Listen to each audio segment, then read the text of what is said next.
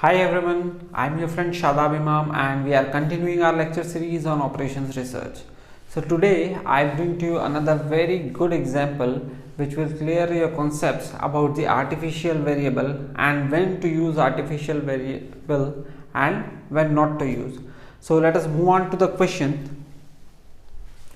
The question says that maximize z 2x1 plus 3x2 plus 10x3 subject to constraints x1 plus 2x3 equal to 0, x2 plus x3 equal to 1, then x1, x2, x3 should be greater than equal to 0. Now, as we understand the question, it has been in our notice that right hand side value of one of the constraints is 0. That means if I put this in the first matrix, I will get one value of the basic variable for right hand side as 0 and our problem will be a degenerate problem. So it is clear with these constraints that it is a degenerate problem.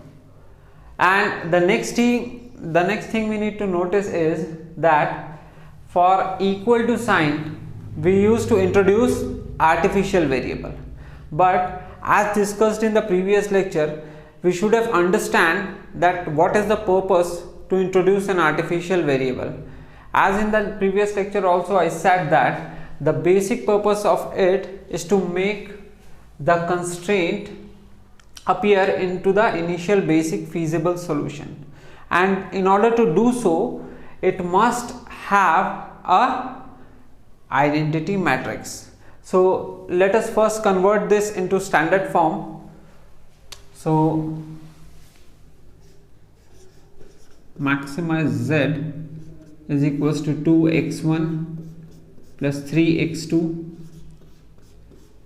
plus 10x3 subject to constraint x1 plus 0x2 plus 2x3. Okay, here x1 and there is no x2, so I have written 0 into x3 is equal to 0. x1, sorry, it is x2, that means 0 x1 plus x2 plus x3 equal to 1.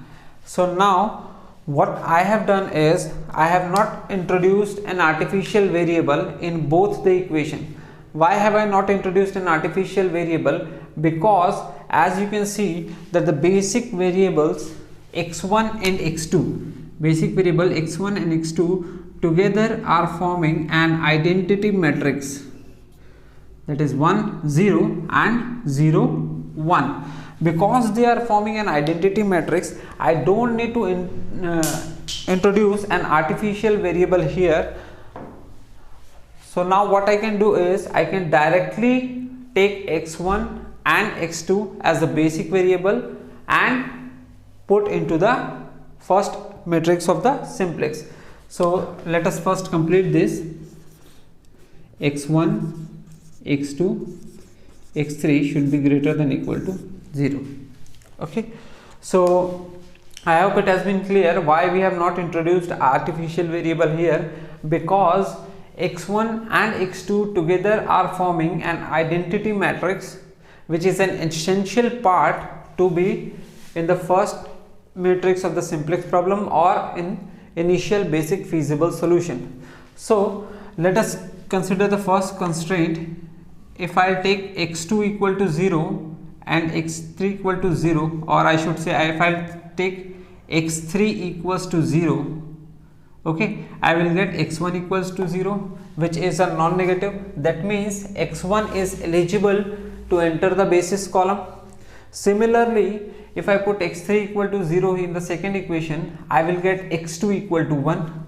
That means x2 is also non-negative and x2 is eligible to enter the basis column, and they are eligible also because they are forming an identity matrix. Okay, so let us introduce x1, x2, x1 and x2, and we should write the objective function, which is x1, x2, x3. This is 2, this is 3, this is 10, and the right hand side values are okay, let us first write the constraint equation. 1, 0, 2, 0, 1, 1. This is equal to 0 and this is equal to 1. So objective function coefficient 2 and 3. Okay, so now as we can see that here one of the values of the basic variable is coming as 0. That clearly suggests that our problem is of degenerate type, and in degenerate type problem the value of z does not improve in the coming iteration. So let us find out how it came up. So first of all we need to calculate the Cj minus Zj. So this will be 0 and 0 because x1 x2 are the basic variables, and this is 2 into 2 4 plus 3 into 1 3, 4 plus 3 7, 10 minus 7 is 3. So this is coming as plus 3, and the value of z here is coming as 0 into 2 plus 1 into 3. So this will be equal to 3. Now as we can see that there is a positive value in Cj minus Zj row. That means we will select this particular row as this particular column as our key column, and that suggests that variable x3 will now enter the basis. And to find out the leaving variable, we need to find out the value of theta. As we can see here, theta is right hand side value divided by corresponding key column element. So 0 divided by 2 is 0 and 1 divided by 1 is 1. Now among these two, the minimum positive value is 0. We will always take 0 as the minimum positive value. So this is our pivot row. That means variable x3 will enter the column and will replace the variable x1. So and this 2 will come as a pivot element. This is our pivot element, which is intersection of key column and pivot row. Now x1 is replaced by x3. So this is x3, this is x2, its coefficient is 10, this is 3. Now to make this 1, I will divide this first row by 2. So this will be 1 by 2, 0, 1, and this is 0. Similarly, to make this as 0, I will take row 2 minus of new row 1. So this will be 0. So 0 minus of 1 by 2 is minus 1 by 2. 1 minus of 0 is 1. 1 minus of 1 is 0. Similarly, 1 minus of 0 is 1. Now here we can see that our matrix is complete, and now to check the optimality we need to find out the value of Cj minus Zj. So for the basic variables x2 and x3, the value of Cj minus Zj will be 0. Now this is 10 by 2 minus 3 by 2, that is 7 by 2. 2 minus of 7 by 2 is 2 minus of 7 by 2 is 3 by 2, I guess. Okay, minus 3 by 2, this will be minus 3 by 2. Similarly, the value of z is 10 into 0 is 0, 3 into 1 is 1. So the value of z is coming as 3.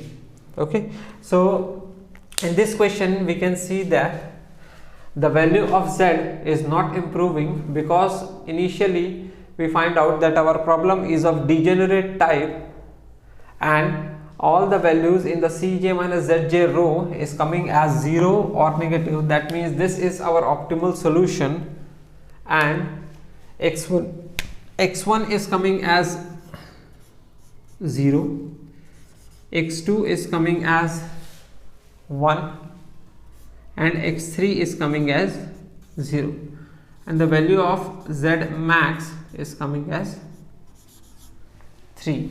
So because x1 does not appear in the final matrix, the value of x1 is 0. Similarly, x2 has the value 1 and x3 attains a value 0. Now in this question, it is very interesting that we must understand that the concept of artificial variable. If our concept of artificial variable is clear, we will not make such silly mistakes as in this case, where the decision variables x1 and x2 are forming an identity matrix, and because of this we do not need an artificial variable to be introduced here. Okay, and secondly, we must always remember that initially when our constraint is having the right hand side value as 0, then our problem is of degenerate type.